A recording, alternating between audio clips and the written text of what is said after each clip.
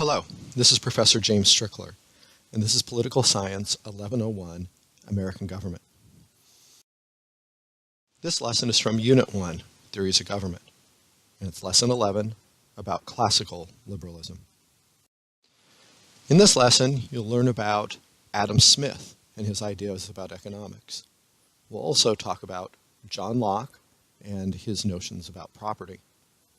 You'll learn about the tenets of classical liberalism, and you'll also learn who's classical liberals considered to be the greatest enemy.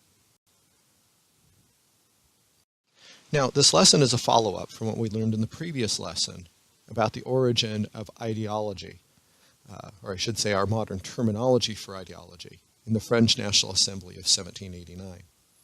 In that lesson, I explained that the radicals, who wanted to get rid of the king, sat on the left side of the room, and they thought they could get rid of the king because they were inspired by liberal philosophers. What I didn't explain at that time was what that word liberal really meant, who those philosophers were, and what they believed. And that's an important explanation because what liberal meant 200 years ago is significantly different than what it means today. So in this lesson, what we're really going to be focusing on is what we can describe as the tenets of classical liberalism, or in other words, the basic main beliefs or principles of the ideology that we now call classical liberalism. Now, you may have noticed that I'm calling it classical liberalism rather than just liberalism. And the reason for that is because what liberalism meant 200 years ago is different than what it means today. It has evolved and changed over time. And in a future lesson, I'll explain how it changed, why it changed, and what liberalism really means today. But we'll begin by explaining what liberalism meant 200 years ago. And let's look at first one of these philosophers that was influential during this time period, who helped form the foundations of this idea of liberalism. His name is Adam Smith. Adam Smith was an Englishman who is sometimes known today as the father of economics. Economics is the scientific study of how people make money, essentially. And Adam Smith wrote a very influential series of books, one of which was titled The Wealth of Nations, published in 1776 at the time, around the time of the American Revolution. Now, in this book, Adam Smith was approaching a basic assumption about what made countries rich and saying that it was wrong. Back then, if you looked around at a country, the way that you would decide whether it was rich or not was by how much money was in the country's treasury. So a wealthy king with lots of gold and a big palace was considered to be ruling over a wealthy country. But Adam Smith came along and said, no, that's wrong. That's not how you judge whether a country is wealthy. Instead of looking at how much money the king has in his treasury, instead, where do you think you should look? Well, Adam Smith thought you should look at the wealth of the people instead. If the people were prospering, then the country was wealthy, regardless of how much money the king might have. Well, that basic orientation of looking at the people instead of the king then led Adam Smith to a bunch of conclusions about what makes an economy healthy. Let's just take one quote from his book here. He says that it's the highest presumption in kings and ministers, in other words, people ruling in the government, that as they pretend to watch over the economy, that they should be directing the affairs of private people to make the economy better. He said they should worry about themselves, and instead they may safely trust private people with their own economic decisions. Now, this is really important because Adam Smith's great insight was the people would become more prosperous, the country would become more wealthy if the people were left alone to make their own choices about what they would produce, what they would sell, how much they would charge for it, how much they'd be willing to pay for it, etc. If you left people alone to make their own economic decisions, they were far more likely to make wealth than if some elite person such as the king were trying to dictate to them what should be done. And so from these ideas, we get our first principle of classical liberalism, which is that humans are rational. They can make their own decisions about what to do economically. That same principle of rationality then applies to other things in people's lives too. If they can make their own economic decisions, they can make their own decisions throughout everything that they're involved in. Okay, now in addition to Adam Smith, there are other liberal philosophers. One of them you've previously met in this course, and that is John Locke. Now you know John Locke from his discussion of the state of nature and why people would want to get out of it and why they want to form a government and things like that. One of the things that I had not yet emphasized, though, about John Locke was that as he viewed people's motivations for leaving the state of nature and forming civil society, he emphasized that they did so simply to protect their lives and their liberties. In other words, nobody's going to come kill them, no one's going to enslave them, and their property. Matter of fact, for Adam Smith, this was the great, for John Locke, this was the great motivation for people to leave the state of nature.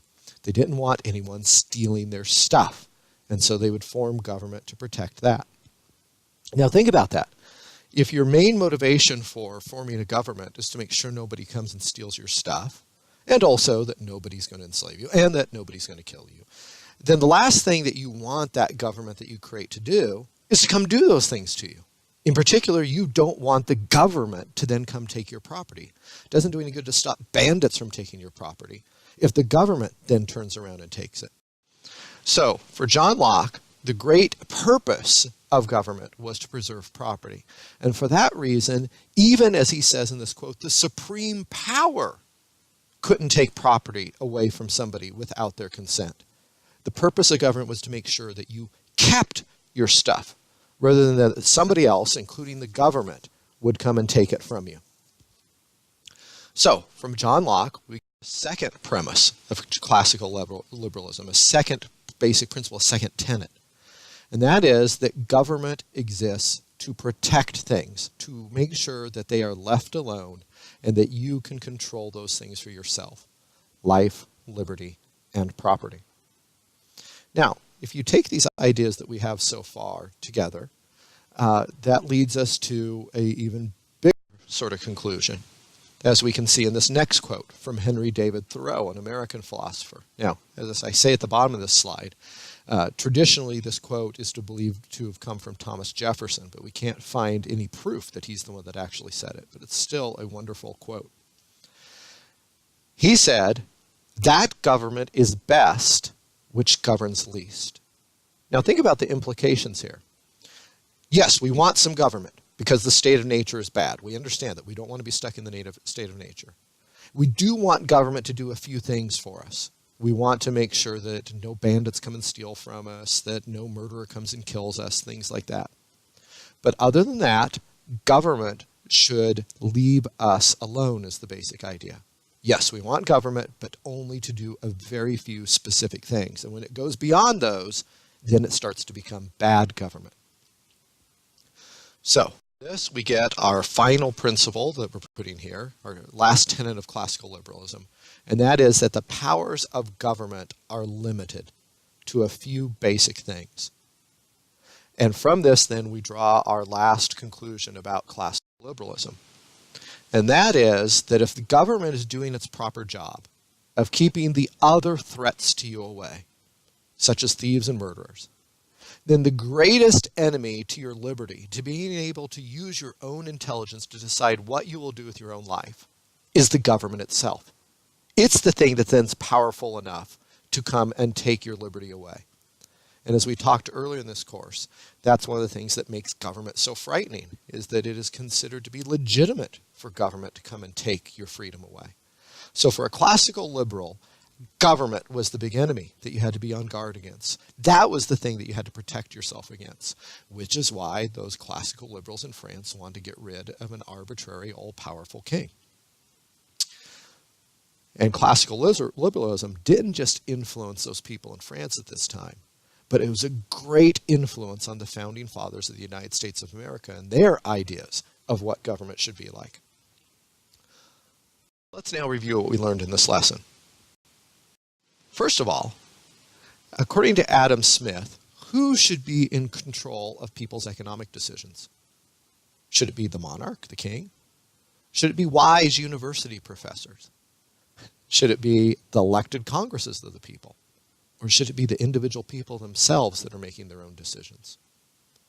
Well, Smith, individual people making their own decisions is what would make us most prosperous and obviously more free if we're making those choices on our own. Now, according to John Locke, why are governments brought into existence? Do you remember this? Is it to make people equal? Is it to serve the royal family and help them? Or is it to protect private property? Or is it to promote traditional values? What was the main purpose for John Locke and other liberals? To protect private property. Now let's kind of sum some things up here with the next couple of questions. So which of the following was not a tenet of classical liberalism? That people can make their own decisions, that taxes should be high, that government protects rights, and that government power is limited. Of course, the one of these things that's not like the other, which is the correct answer for being the wrong answer, is that taxes should be high. This was not a tenet of classical liberalism. Matter of fact, classical liberalism leads you to the opposite conclusion. For example, in Adam Smith's writings, if real wealth isn't found in the king's treasury but in the people, then you're going to keep taxes low so the people have their own money, their own wealth, rather than having taxes high and passing the money on to the king. And then our last review item is, who is the greatest threat to liberty if you're a classical liberal? Is it thieves? Is it slavers? Is it killers? Or is it the government itself? Well, if you're a classical liberal, and you have your classical liberal limited government in place doing its job to keep the thieves and the killers, etc., away from you, then the real threat to liberty is the government itself. And that does it for this lesson. Our next lesson from Unit 1 will be Lesson 12 about what is conservatism.